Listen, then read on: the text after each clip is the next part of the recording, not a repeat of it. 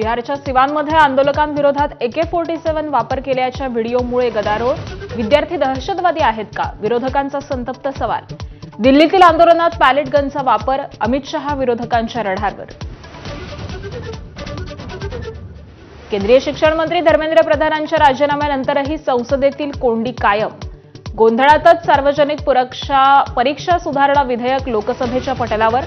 विरोधकांच्या पवित्र्यामुळे अधिवेशन वाया जाण्याची भीती. औषध निरीक्षक पेपरफुटीचा तक्रारदारानं बनाव रचल्याची MPSCची माहिती.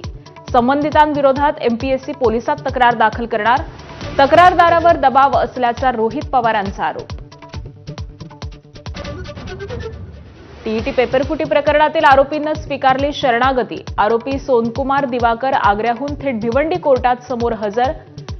छापखान्यातून प्रश्नपत्रिका बाहेर काढण्यासाठी सोनकुमारनं दिले होते कर्मचाऱ्यांना पैसे.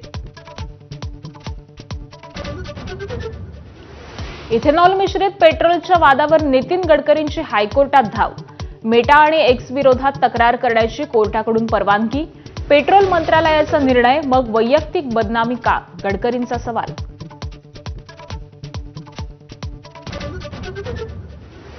पावसाच्या दमदार हजेरीमुळे राज्यभरातील धरणांच्या पाणीसाठ्यात मोठी वाढ. मुंबईकरांची चिंता मिटणार, तर उजनीतील साठा 94%. मराठवाडा विदर्भ मात्र अजूनही प्रतीक्षेत.